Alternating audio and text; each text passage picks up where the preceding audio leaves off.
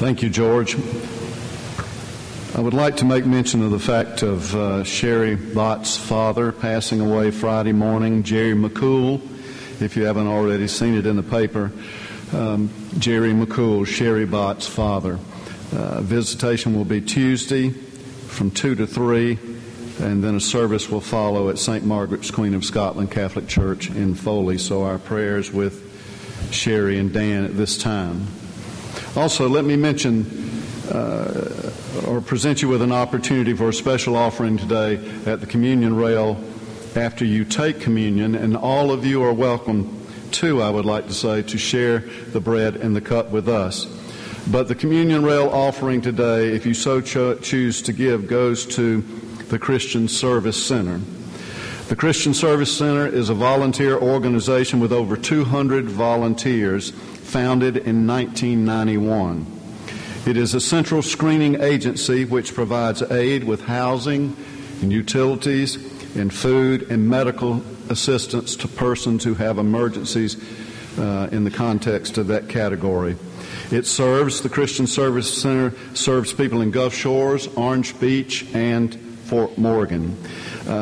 They screen clients for pharmaceutical needs. They have a food pantry. They loan out medical equipment, and they offer Meals on Wheels. Again, this is a volunteer organization.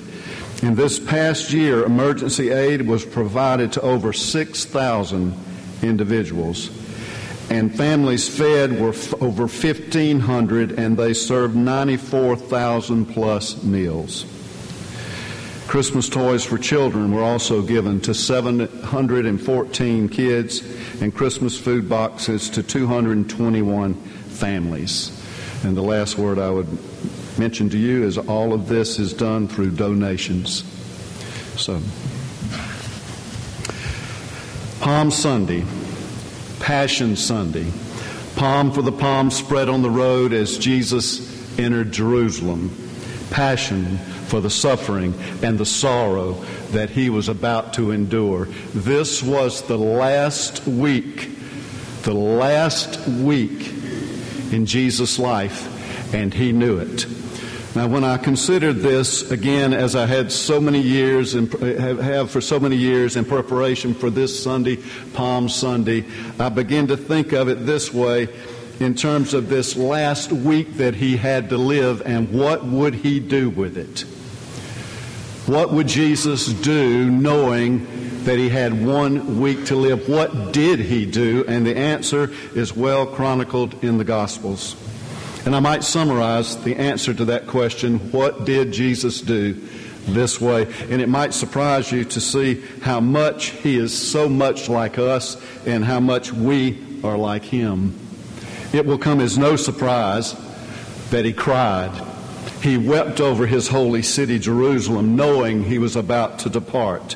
He got angry, a normal human response. He grew impatient with people who were hypocritical and their religiosity was a sham. He even cursed. He cursed the fig tree in his anxiety. And, of course, he prayed. He prayed, remember the great prayer in Gethsemane, Lord, take the cup from me. Please don't let this happen to me.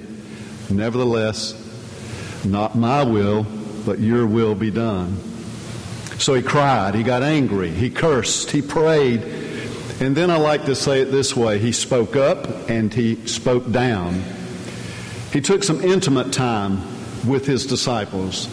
He talked to them about the future and the divide that supposedly existed between earth and heaven. And he assured them that although he was departing, he spoke up to them that their union would last forever, that faith and love were forever. Now, he also spoke down. That is, with his time growing short, his impatience grew more and more to the point that he had absolutely no use for the religious hypocrisy in his day, nor would he in ours. And he began to speak quite bluntly to the people around them and hurt their feelings, to be quite honest. What else did he do in this last week that we remember, the gospel writers? He gave. he served. As Kim mentioned in the children's moments, he bowed down when the disciples were in conflict with one another about who was the greatest and who was going to sit on the right hand of God, and he washed their feet, a sign of complete servanthood. And finally, in his last week, on his last night before all the sorrow started, he had fellowship. He worshiped with his brothers and his sisters. That's what Jesus did. Now, the obvious question becomes personal in my own thought process here, and now I ask myself, in light of what Jesus did in his last week, what would I do in my last week?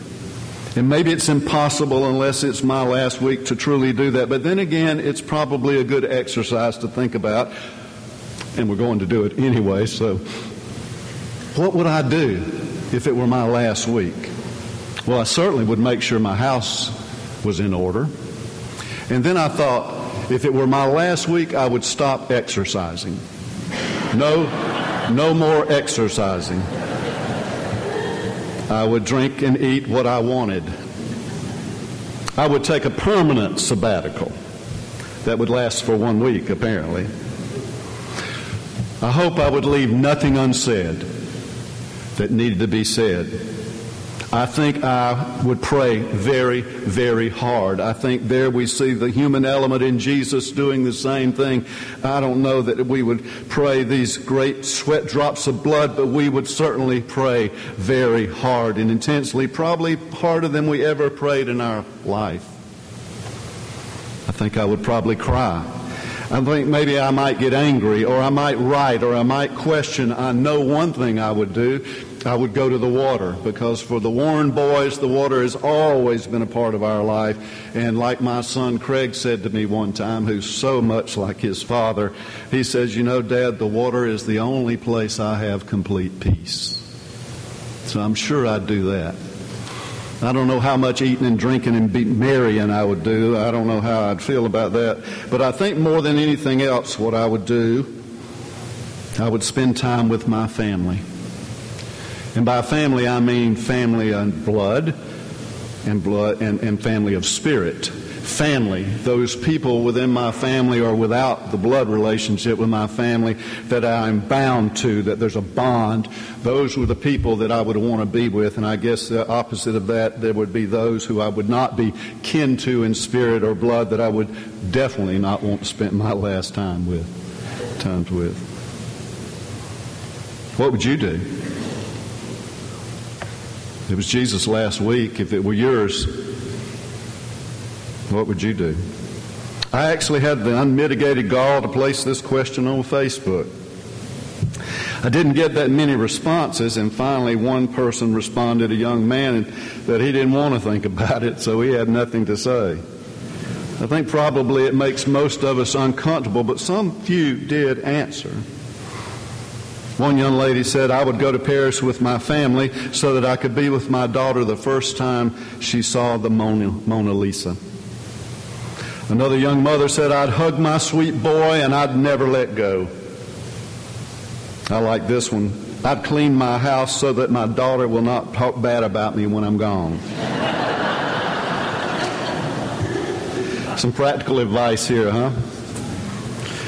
"I'd play with my boy all day and all night and pray he'd have something cool to remember about me."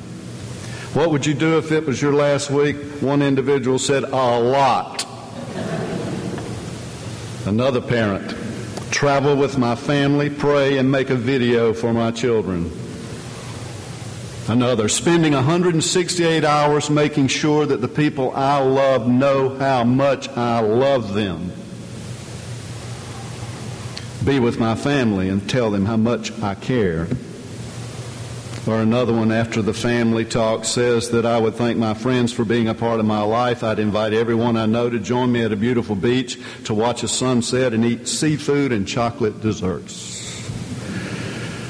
And this one I like, a friend of mine wrote, she says, "I'd ride off in the sunrise on a motorcycle."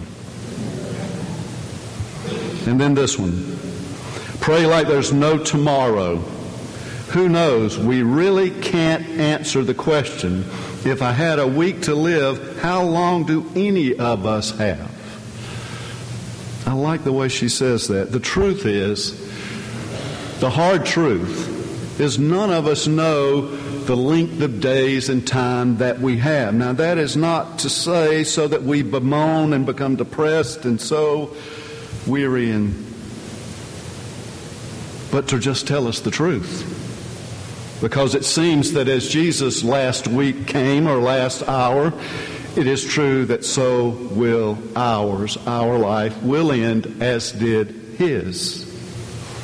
With that said, why not live every hour, every single day, not in waste but in productivity? Why not live every week as if it were our last? Why not make it our future, our now? Embrace life as did Jesus, with resolve, with purpose, with assurance, with love.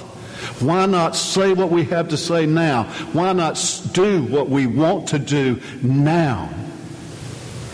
Let's love instead of hate. Let's hope instead of despair. Let's believe instead of immersing ourselves in doubt and fear. This is the time we have. It's our time given us in God's time on this earth. By all means, let us make the best of it. Let us make the best of it.